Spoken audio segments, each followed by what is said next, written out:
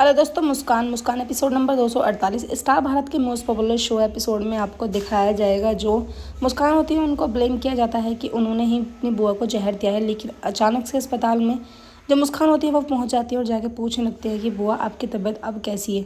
परिवार वाले जो होते हैं वो शॉक्ड हो जाते हैं, खास करके रौनक के जो बाबूजी होते हैं, क्योंकि उन्हें तो पता है कि उनके जो मुस्कान है वो उन्हीं के कहने पर अगवा हुई है और किडनैप करके उन्होंने उसे बिकवा दिया है। लेकिन रौनक जो होते हैं वो सभी के सामने पूछते हैं, कहते हैं कि हाँ हाँ पूछो ना, इससे आखिर ये कहाँ थी। तभी पुलिस वाले जो होते हैं वो पूछते हैं मुस्कान से कि तुम कल रात कहाँ थी। मुस्कान जो होती है वो कहने लगती है कि मैं पहाड़ी वाले मंदिर में गई थी माता के में, क्योंकि मेरी माँ वहाँ अक्सर जाया करती थी। जब भी मुझे अपनी माँ की याद आती है तो मैं वहीं पर चली जाती हूँ।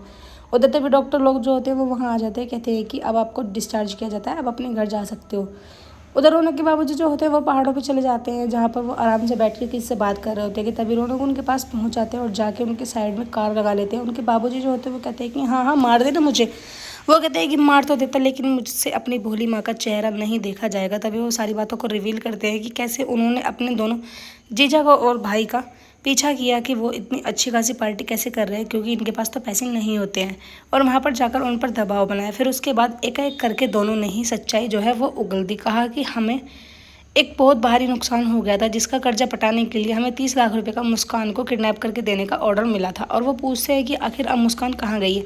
तभी वो जो दूसरे लोग होते हैं जिन्होंने मुस्कान को खरीदा होता है, जो रौनक होते हैं, उनकी तलाश में निकल जाते हैं अपनी गाड़ी लेकर, और वो ट्रक का पता पूछ लेते हैं कि किस कलर का ट्रक है और क्या उसका नंबर है। ट्रक वाले जो होते हैं वो बिल्कुल भी रौनक क्या आगे पीछे होती है कार, लेकिन रोकते नहीं है। रौनक जो होते हैं अचानक से उनके आगे आके अपनी कार को लगा देते हैं और सभी को पिस्टल दिखाकर बाहर उतार लेते हैं। कहते हैं कि आओ बाहर आओ। एक एक करके सभी जो होते हैं वो बाहर आ जाते हैं। जैसे ही वो पीछे जाके देखते हैं, ट्रक में सामान के बीच में जो मुस्कान होती है वो छुपी होती है।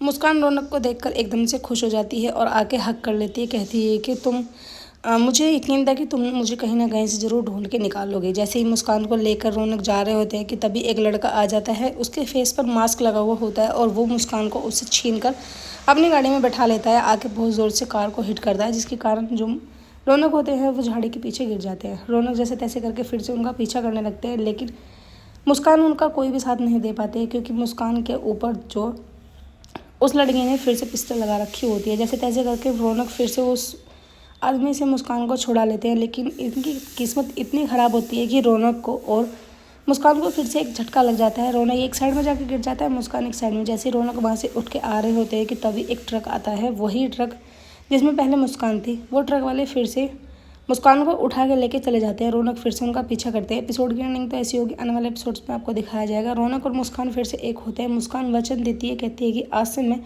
हमेशा तुम्हें अपना पति मानूंगी और जो तुम कहोगे मैं वही करूँगी। आज से मैं तुम्हारे साथ खुशी खुशी इसी घर में रहना चाहती हूँ। गाइज, आने वाला एपिसोड बहुत बहुत इंटरेस्टिंग है। प्लीज़ चैनल को सब्सक्राइब जरूर करें। आने वाले वीडियो को नोटिफिकेशन टाइम टू टाइम आपको मिलते रहेंगे। Thank you.